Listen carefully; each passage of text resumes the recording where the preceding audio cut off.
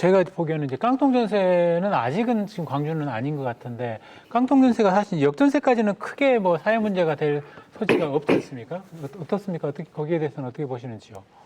깡통 전세는 이제 주거 취약지 그러니까 계층에게 이제 주로 발생할 가능성이 크기 때문에 여기에 대해서는 좀 지원책 이런 것들이 마련될 필요성이 있다라는 생각이 듭니다.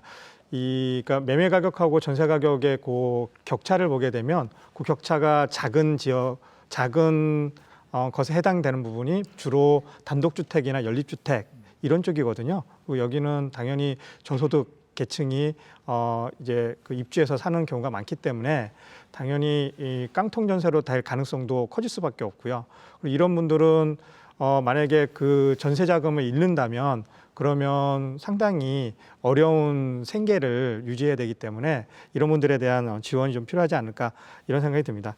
다만 이제 저는 전세 가격 하락은 상당히 사회적으로는 바람직하지 않나라는 생각이 드는 게 전체 세입자 측면에서 보게 되면은 어떤 그 주거에 대한 비용이 상당히 줄어드는 부분이 있거든요. 그런 측면에서 당연히 이제 전세 가격 하락은 오히려 더 그 환호하는 그런 계층이 더 많다라는 생각이 들고 역전세 같은 경우에는 우려를 그걸 할 이유가 있는지에 대한 고민도 할 필요가 있을 것 같아요. 어차피 전세 자금을 받은 상황에서 물론 이걸 썼다면 문제가 되겠지만 이 전세 자금을 다시 돌려주는 거잖아요. 그리고 다시 전세를 새로운 전세를 계약을 하면 되는 것이기 때문에 그것을 문제로 삼아서 어떤 전세 가격이 다시 뭐 올라가야 된다 이렇게 하는 것은 좀 무리가 있지 않나 이런 생각이 들고요.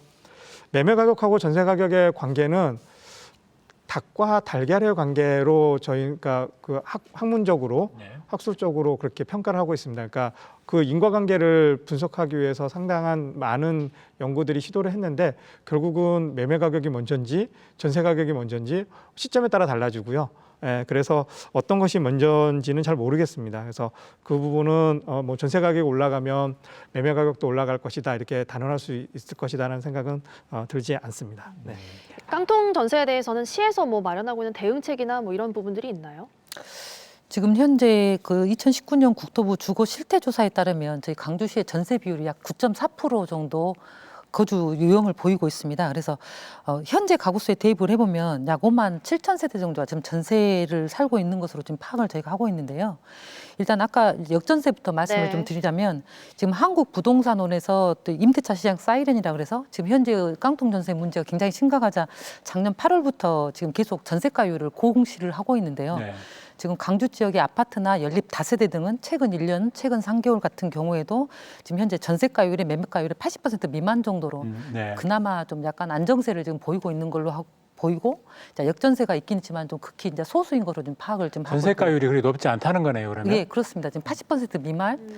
특히 이제 강주시가 아파트가 많다 보니까 굉장히 가격들이 어느 정도 공시된 경우가 많기도 하지만 연립과 다세대도 같이 공시가 되고 있는데 연립과 다세대도 지금 80% 미만을 지금 보이고 있습니다. 최근 1년, 이제 최근 3년.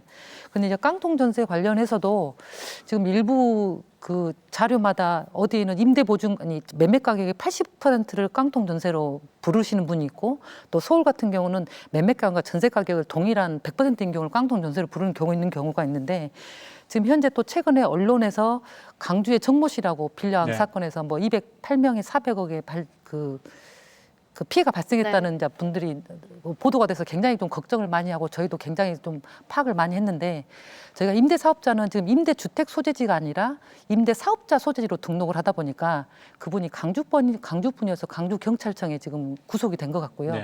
현재까지는 강주에는 그래도 깡통 전세로 인해 전세 사기 피해를 당하신 분 없는 것으로 지금 제가 파악을 지금 하고 있습니다. 네, 그나마 다행입니다. 예, 그나마 정말 다행인 것 같고요. 그런데 이제 이런 상황들은 지금 계속 지금 진흥이 워낙 그 진흥화되고 다양화되고 있기 때문에 저희 강주시도 언제나 반생될 수 있는 부분이기 때문에요. 지금 현재 제도적으로 중앙정부 차원에서 법령 개정이나 또 다양한 정보 제공 어떤 시책을 마련하고 있는데 이런 부분들이 우리 시민들이 충분히 좀 인지를 해서 하셨으면 좋겠는데요. 자, 이런 어떤 임차인들이 확인하실 사항이나 또 이걸 계약하는 데 어려움을 좀 겪고 계신다면 저희 강주시에서 부동산 거래 상담소를 무료로 지금 운영을 하고 있습니다. 또 1인 가구 같은 경우는 또 동행해서 중개에서 좀 전월세 계약을 체결해드리고 계시고 또 주거 취약계층 같은 경우는 주택 중개보수료를 30만 원까지도 지원을 해드리고 계시거든요. 아, 네네. 예. 뭐 깨알 같은 것들이 많이 있네요. 예, 네. 굉장히 많은 이런 전세 사기들을 예방하고 또 취약계층을 보호하기 위한 이제 정책을 좀 시행을 하고 있기 때문에 굉장히 많이 좀 활용을 하셨으면 좋겠습니다. 그리고 꼭 한 가지 말씀드리고 싶은 게 네. 이 전세 사기를 좀 피하기 위해서 많은 전문가들이 어떤 계약서를 잘 쓰시도록 지금 조언을 하고 계시거든요. 근데 지금 작년 법무부에서 작년 12월경에 주택 임대차 표준 계약서를 좀 개정을 하셨습니다. 꼭 반드시 들어가야 될 특약 내용들을 포함해서 이제 개정을 하셨기 때문에 이런 계약서를 사용하시는 것만으로도 많은 피해가 예방될 수가 있고 반드시 그런 부분을 좀 챙겨보셨으면 좋겠고요. 자, 그런 부분에 어려우시면 언제든지 저희 광주시 중개 상담을 좀 받으셨으면 좋겠습니다. 네.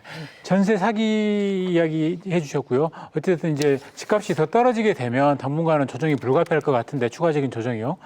이제 분쟁으로 이제 나가면 안 되지 않습니까? 전세 사기 최소화하는 법은 우리 과장님께서 말씀해 주셨으니까 두 분은 이렇게 전세와 관련해서 분쟁으로 좀 안 갈 수 있는 방법들에 대해서 뭐 이야기를 좀 해주신다면요. 뭐 서로 잘 이야기하는 게 제일 좋은 방법일 것 같은데요. 어려울 때일수록 사실은 그래야 그게 네네네. 원칙이죠. 그게 사실 너무 법에 예민하신 분들이 간혹 있는데 사실 그게 이제 소송이 만사는 아니거든요. 그러니까 소송 안 하고 소송을 피하면서 합의할 수 있는 방법이 제일 좋은 방법일 것 같은데요. 애초에 전세 사기 같은 경우에는 지금 방금 말씀하셨지만 지금 중앙 정부 차원에서 굉장히 많은 법률을 개정을 하고 있고 대책들을 지금 내놓고 있는 상황인데 사실 그런 것들을 설명을 해도 당한 사람 입장에서는 당연히 이제 내 재산이 지금 날아가냐 마냐의 기로에 섰으니까 그런 것도 굉장히 열심히 찾아봅니다. 그러면서 법도 공부를 하고 막 하는데 안 당해본 사람 입장에서는 그걸 보는 게 너무 어렵습니다. 왜냐하면 다 법률 용어기 때문에.